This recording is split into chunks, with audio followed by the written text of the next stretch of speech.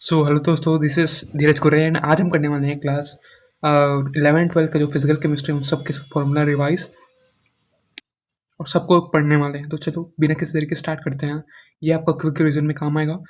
सबसे पहला है हमारा 1 सेकेंड यार एटॉमिक स्ट्रक्चर चैप्टर। इसमें हम कौन कौन से फॉर्मूला देखने वाले हैं, चलो देखते हैं। पहला डिस्टेंस ऑफ क्लोजेस्ट अप्रोच। जब भी अल्फा पार्टिकल को किसी न्यूक्लियस से टकराने जाओगे तो कितना पास पहुंचेगा ये उसका रेडियस बताता है। कैसे? 4 k z e² upon M alpha square V square. ये किसका है? Velocity of alpha particle. और जेड मतलब एटॉमिक नंबर और इलेक्ट्रॉन का स्क्वायर। उसके बाद है photoelectric effect.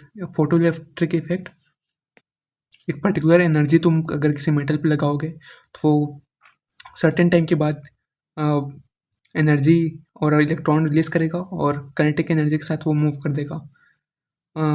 H new upon H we not which is called threshold energy plus हम स्क्वायर, और ये मैक्सिमम काइनेटिक एनर्जी।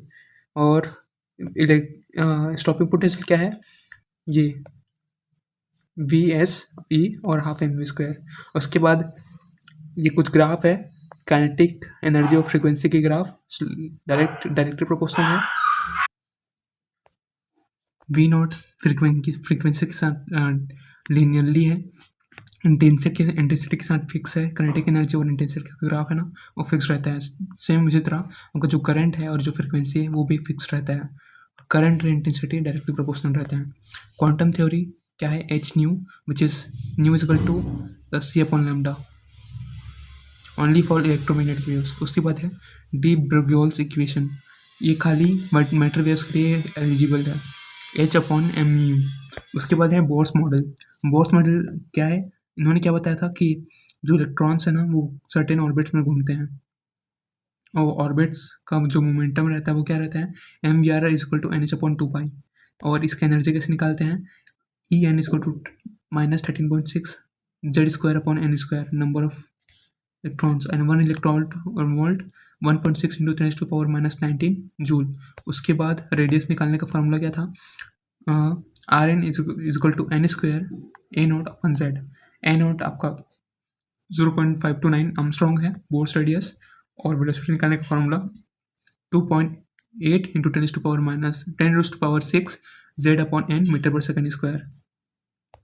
और आपका रेडियस ये रिलेशन पूछेगा आपका एमसीक्यू फॉर्म में किस डायरेक्टली प्रोपोर्शनल है, इन्वर्सली प्रोपोर्शनल है। आज directly proportional to n square upon z and velocity is directly proportional to z upon n. कैसे पता चला? इस फॉर्मूले से। उसके बाद है ये 3। उसके बाद ये हाइड्रोजन का ग्राफ जिसपे आपका जो पहला सेल का एनर्जी रहता है -13.6 एनर्जी वो इलेक्ट्रॉन वोल्ट, दूसरे का -3.4 इलेक्ट्रॉन वोल्ट, तीसरे का 1.4 इलेक्ट्रॉन वोल्ट एंड चौथे का 1.5 इलेक्ट्रॉन वोल्ट। और इन दोनों के बीच का रेडियस पहले का 3, 5, 7 टोटल। पहला ए 4a0, उसके बाद दोनों को प्लस,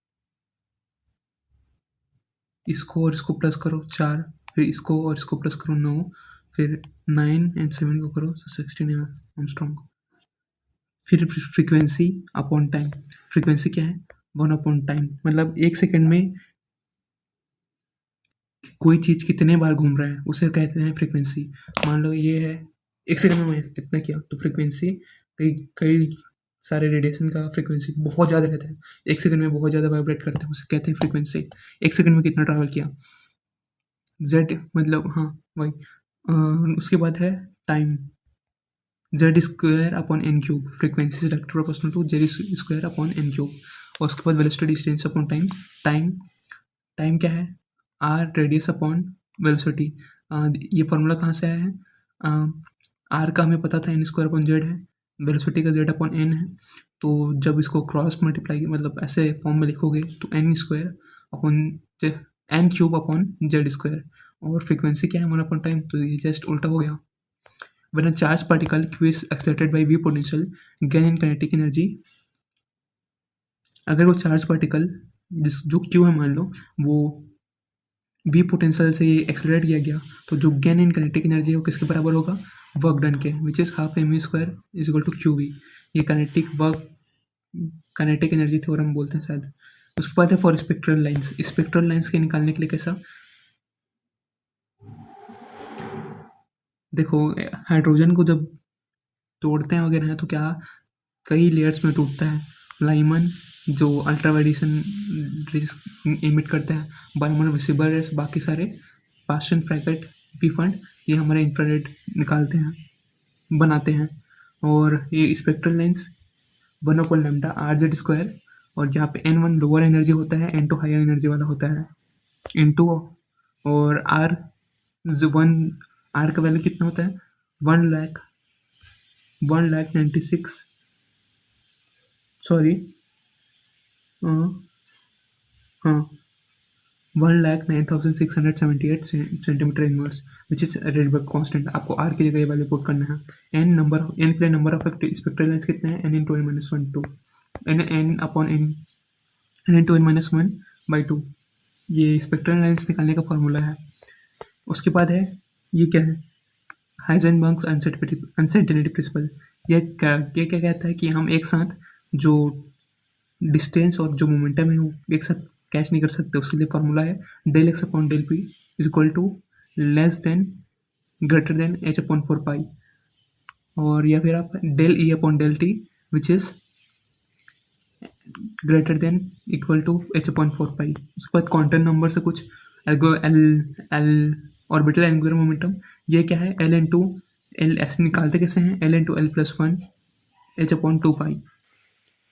स्पिन मोमेंट के लिए n into n plus one by two h upon 4 pi, और maximum orbitals in our cell 2l+1 and maximum electron 2l+1।